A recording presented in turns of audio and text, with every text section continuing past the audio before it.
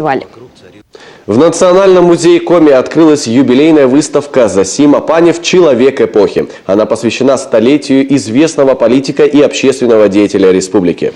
Почти четверть века он возглавлял высшие органы государственной власти Коми АССР, был председателем Совета министров и председателем Президиума Верховного Совета.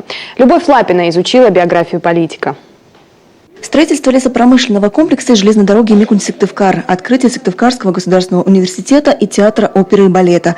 Это только часть из того, что было претворено в жизнь в Коми при Зосиме Паневе. Его жизнь и дела – это действительно целая эпоха в развитии республики.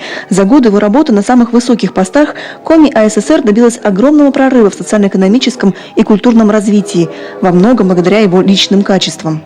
Патриотичность вкупе, скажем так, с добропорядочностью, целеустремленностью и очень ответственным отношением к любому делу. Зосима Васильевич родился в деревне Кырс Усть-Вымского района в крестьянской семье. Необычное имя ему дал отец. Человек образованный. Он выписывал газеты и журналы и применял прогрессивные методы труда на земле. Впрочем, судьба его сложилась трагично. По ложному доносу он был арестован и умер через год от брюшного тифа на зоне. Его жене пришлось одной поднимать детей. Зосима и его братья помогали как могли. Пахали, боронили, сеяли, кололи и возили дрова, ухаживали за скотиной. В семье, где 8 детей, трудиться приучены все. И, в общем-то, вот это упорство и упрямство в хорошем смысле этого слова, оно всегда и способствует тому, что человек движется вперед. После окончания школы Зосима поступил в педагогический техникум. Затем молодой педагог быстро стал директором учебного заведения и вывел его на первое место по успеваемости в районе. В 1939-м молодого и успешного забрали на фронт. Советско-финская война стала для Панева суровым испытанием на прочность. Он принимал участие в боях с первого и до последнего дня. Пережил 56-дневное окружение. Много раз был на грани смерти и просто чудом остался жив. После демобилизации жизнь Зосимы круто изменилась.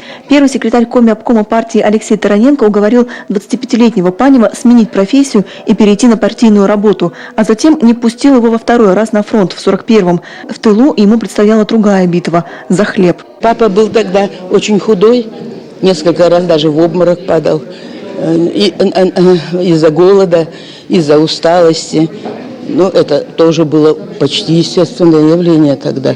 То, что недоедание было везде в какой-то степени, но мы же не умирали. Мы жили, верили в будущее. Самым удачным для Коми Панев считал 1958 год. Именно тогда колхозы перестали привлекать к лесозаготовкам, а республика освободилась от непосильного ярма – сдавать государству хлеб, лен, сено и шерсть. Тогда же началось строительство двух крайне важных, судьбоносных для Сыктывкара объектов – лесопромышленного комплекса и железной дороги. А Зосиму Панева прозвали их крестным отцом. Любовь Лапина, Константин Стартиенко, телеканал Юрган.